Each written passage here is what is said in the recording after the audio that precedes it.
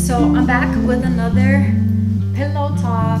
I feel so pathetic with this stupid pillow, but like I said in the last video, I am not doing it in my bedroom. The lighting is super poor. I feel like my posture was poor too because I'm sitting on the bed and I'm like, oh. So this will force me to speak directly up and blah blah blah. So I wrote recently on the blog a blog titled On Our Exes. So it was just all about just that stage in our life where after a breakup, or it doesn't even matter how recent the breakup is, but just the whole aspect of getting over an ex. You know, we all deal with it different. We all end relationships for different reasons. So it's very interesting to me just watching myself go through things or my friends go through things, and just the similarities, the differences, and the funny ways that we handle our emotions. So although the blog is talking about our exes, I feel like it's mostly about us and how we respond to certain situations and how we do so in a way that it's productive to us just living our best life and being as happy as we can possibly be. So I wrote it because I have several friends going through kind of like the same thing, you know. Like I feel like there has been stages where we're all going through a breakup, but we're all kind of like supporting each other because the guy was a jerk, you know. So maybe it's just that we're getting older and we're making better choices, but it seems like everyone's at this stage of just that conflict of not hating your ex and how hard that is to navigate. You know, it's easy to not want to talk to somebody for the rest of your life and get over them. But I think it's harder when someone played a large role in your life and your happiness, but it wasn't the best space for you, you know. And that's a mature realization. But that doesn't make it easy just because it's mature. You know, it's mature of me to know that I need to be with someone who respects me and encourages me. It's not easy necessarily to meet someone who may have 8 out of the 10 things that I require and say, I can't allow you to take up this space that could potentially, you know, like this space is saved for the person that is 100% what I need them to be in my life. Like that's hard, you know. It's smart, it's mature, but it's not always the easy thing to do because we're human.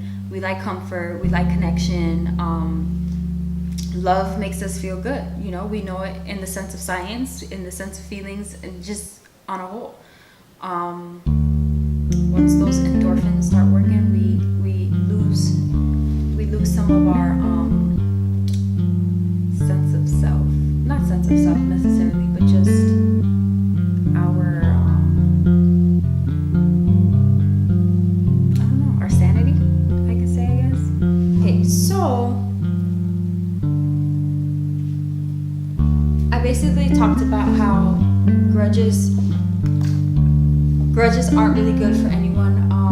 It gets in the way of you moving on and you being happy. I've seen too often my friends be okay with a breakup. They're totally happy, and then once they see their ex move on and they're happy, it's a problem, you know. And they start bringing out the grocery list of all the things that they've ever done for them, and all of the ways that they cared, and all of the ways the person let them down, and the fact that it's not fair that they could move on and be happy. And I'll try my best. It does. I can't get through to everyone, but to just make the point that if you gave your heart freely and you didn't give it for something in return, you love to love, there should be no animosity. You know, you did your best and you served your purpose in that person's life, and now they have moved on.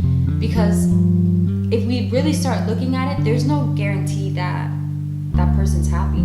Just because they're posting things on social media or they've moved on, it doesn't mean that internally they have dealt with everything they need to deal with and that they have grown into the person that they need to be. It just means that simply they moved on. And it bothers me because I will see people come to terms with the fact that this person wasn't meant to be in their life forever. So they'll say, we had a great time, we were best friends, but I would like my forever person to possess this quality, and it'll be something important, something big, ambition or kindness, or just, caring or something like that. And it's just disappointing for me when I see them backtrack on that, because the person has moved on, and like this ego and this selfishness has come up in them where they're like, no, like you don't get to move on and be happy. Like, how dare you? Like, you hurt me and now you want to be happy? It's not gonna happen. But that's not what life is about, and that, to me, that's not necessarily fair. It's not fair to the person, and it's not fair to you. You're robbing yourself of the happiness and the joy of what is going on in your life right now. And to me, breakups are blessings in disguise, and they're hard, and at times we think that there's no way that we can get through them, but you learn something about yourself that you wouldn't have learned otherwise, because being in a relationship is risky, and it takes coming out of your comfort zone. So when you do that, you become a different person, and when that's over, you find out that there's certain parts of your old life that you don't want back, and there's certain parts of your old personality that you don't want back, and you're just a bigger, stronger, smarter person, hopefully, in most cases, if you allow yourself to feel and you allow yourself to grow from it. So I feel like that's a beautiful thing, and I see people, like, there's certain things that I'll try to shut down if I see it, like even certain tweets,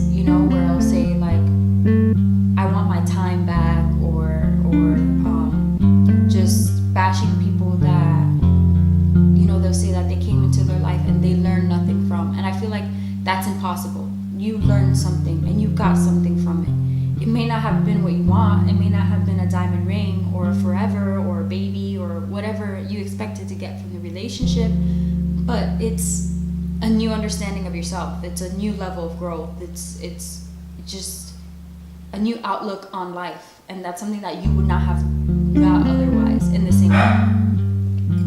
So to me, that should not be the focus, And there's also another tweet that I've seen, like, anyone who came before me, trash. Anyone who came after me, trash. That's not what dating is about. Dating is about...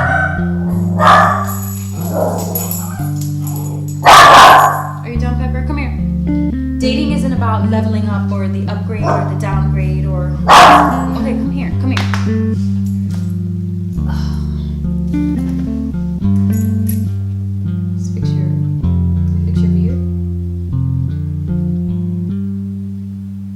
So it's not about who looks better or who doesn't look better, and all of those things that are just, to me, signs of insecurity and dissatisfaction within yourself.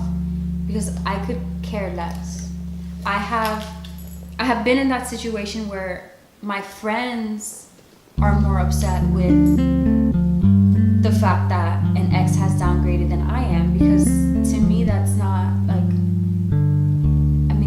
the person back. Like, why do you care? Like, why are you going to bash another human being that your ex brought into their life? Like, this person didn't, like, you being connected to your ex and your ex bringing that person into their life brought that person into your life. Like, that person didn't come into this world seeking you. So it's kind of like this person has nothing to do with you. Why put that negative energy in the world? Why put that negativity? Just don't. It's a nasty trait, and I know that sometimes that feels like the only way to cope, but just don't do it. Let them move on in peace. And moving on is another thing, because we always want to be first. You don't want to open up your Instagram or whatever and see a picture of your ex happily hugged up with someone new, and so we avoid it, and we might try to like race or whatever.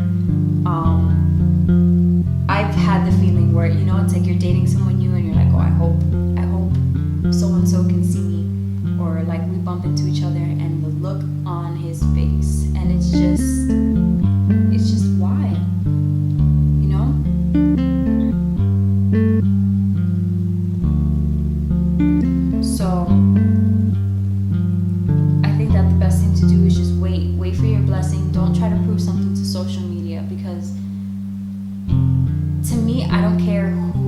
moves on first, but who is going to last, you know? So I can move on first and then have to date 10 people before I find my husband, whereas my ex takes his time, and the next girl he meets he marries. So who's gonna be looking crazy, you know? Like who's the problem? I can't stay in a relationship, but this person waited and found somebody right for them. So I think that outweighs just it being a race. So yes. I also talked about just being respectful, like not bashing your ex. I try to be very careful, especially if you occupy a space where you both have to be professionals, like say you work together or you just have mutual friends in the professional sense. Like you don't want them looking at your partner, your ex, crazy, because at one point, like, this person was a reflection of you, and even though it's over, they're still a reflection of you, because people are going to mention you guys in the same sentence. So if you say, oh, so and so is whatever, he's gone off the deep end, he's doing this and this, like, when people mention that, they're going to bring your name into it anyway, so you're going to be associated with this negativity anyway. So I think it's not always easy, but the best thing to do is to just try to be a light as often as you can, you know.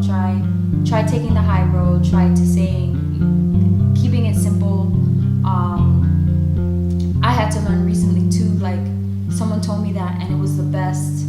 It was the most simple advice, but it was really good advice, you know. And she told me, you don't have to tell people that it's over, you know, for it to be like a spectacle and for you to have to feel bad. Because I had a lot of people just asking me, oh, how is so and so, and I felt like I had to say, oh, we're not together, and then we're not together with I thought you guys were gonna have babies, and I thought you guys were gonna be together forever, and then I'm just there like,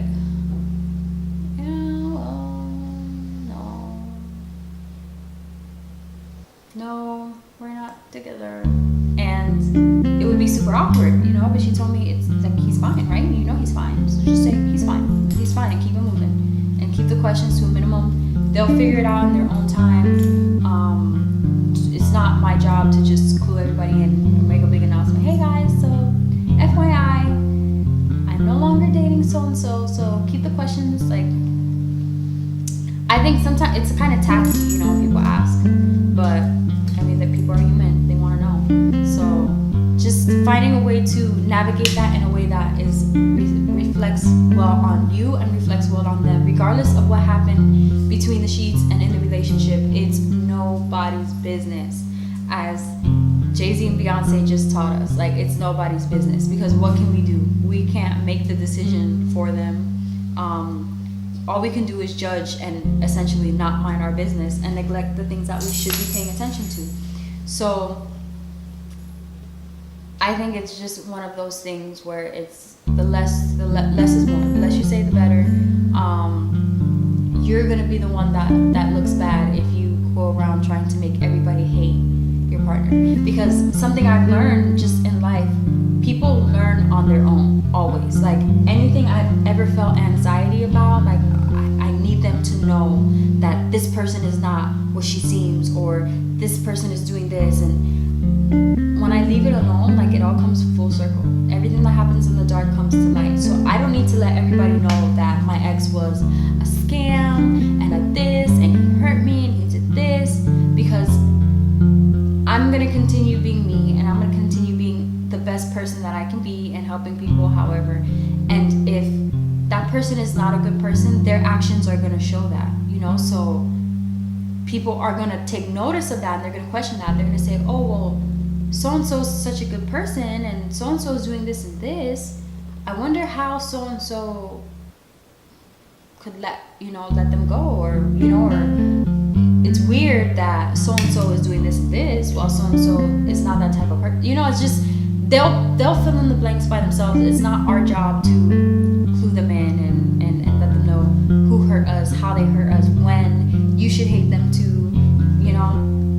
It's just never a great idea. And I also talked about, like, just the whole friendship aspect, I think that's a personal choice. For me, I don't like regrets. I don't like sticky situations, so I tend to try to avoid them by just playing it safe. I think that it's very hard to remain friends with an ex when emotions are still high and regrets are still high and you're still missing them, and you may not have really accepted the fact that they're not for you, you know, because that's something that I'm learning. Like, you can meet good people and you can make people that you get along with and you enjoy their company, but they're not necessarily for you. You know, there's something bigger or greater or just more similar to who you are and who you want to be, and that will help you get there than where you are currently. So it takes a while to come to that realization, and not to be geared toward, like, just be driven with your feelings and your feelings of regret and wanting to reconcile, and just the comfort and the, you know, all of the stuff that you've established over the course of the relationship. So a lot of times we say, oh, let's just be friends, but it's because we understand that we can't be more at the second, right at the second, but we're still hoping for it. So to me, it's kind of dishonest. You know, it's not dishonest like on purpose, but we're not being honest with ourselves. We're saying, yeah, we just want to be friends, but in the back of our minds, we're like, okay, let me keep this form of contact and let me keep close just in case. You know, just in case an opportunity arises, just in case this is the person I was supposed to be with and I'm like ending it too soon. And I feel like that's not fair for either person. I feel like if you can be honest with yourself and know that you really just want to be friends, yes, go ahead. But if you know that it could potentially like hurt you or hurt them, or you're using them for, you know, some form of security or love or something that they used to give you, and you guys can't be 100% friends. Like, you can't be happy for me if I tell you that I'm dating someone new, and vice versa. Then I think the best idea is to just not be friends for a little bit. When I was younger, I'm still young, but when I was younger, I used to have like a no, we're not friends. Like, no, we can't be friends. But I feel like the older I get, it just seems silly. You know, it seems silly to just 100% bar contact with someone because we dated, or because, you know, like, I loved you, I enjoyed your company, I enjoyed, like, we shared ideas, we shared thoughts. So it's not always cut and dry, like, we can't be friends because we can't be together. But it's also being smart about it, keeping a smart distance, a safe distance, not leading anybody on, not doing something that could potentially put you in harm's way. And I think that that's the main thing that we have to think about. So yeah, I feel like, you know, it's like, this is about exes, but it's kind of not. It's kind of just about us and the way that we can deal with breakups to just make sure that we're happy. Just come to terms with everything. Allow ourselves to look in the mirror, come to terms with everything that's happened, and know that something better is coming. I'm not saying someone better. I'm not saying that who you were with was not good enough for you or not the person for you, because they might be the something better that's coming in the future. But just being okay with where you are at the moment, you know, and just letting all the chips fall into place, letting yourself feel the hurt and get through it. And yeah, you're gonna wake up feeling anxious, yeah, your stomach's gonna hurt, but just be smart so you're not living in constant pain. You know what I'm saying? Like, you're gonna hurt for a little bit, but you're gonna get over it, you're gonna grow from it, and you're gonna be okay. But I feel like when we try to rush the moving on and we try to rush everything, it's really hard to really grow and to really be truly happy and not momentarily happy. You know, I had to that's something I had to put into practice. My last breakup was just not acting on the feelings of the breakup. You know, my first thought was, okay, I cannot be in the house, you know, I need to go out. But Reina doesn't really like to go out. Like, I don't go out for fun. I go out to support my friends. I go out to certain events. I go out if, like, I feel like I haven't heard music in a while. But to say that I'm gonna go out just to not be home and not feel anything, that's not being true to myself. So I had to really stop myself and say, no, like, you stay in this house, you cry for as long as you need to cry, you feel those feelings, you mourn the relationship, whatever you have to do, so that when you do get up and you do get dressed and you do go out, you're not gonna look at the time at 1 o'clock and just remember everything and start crying in a crowded room. You're gonna really be okay. You know, you're gonna really be back to who you are. And I'm glad that I did that, because I think that it made a big difference in the recovery process. So I just hope that these words help someone, as I always hope. And thoughts below. I'll put the link to the blog below. I don't know. We have to do better, not for anyone but ourselves, because we're stuck in these bodies until God calls us home, or the universe, or whatever you want to call it. Like, we're stuck in our bodies until it's our time to go. So this relationship that we're forming with ourselves is important, and I don't think it's worth, your past is not worth your future. So coming out of character because of something that happened in your past, to me, is just not worth it. So that's pillow talk for today, with my pillow, my one pillow. I might have to just think of a new segment name. I don't even know if this makes sense. Maybe I need to squeeze it, or maybe if it gets like emotional or something, I'll just like hug my pillow. Pillow talk. But okay, I like to know what you guys think. Let me know what you think. If this helped you at all.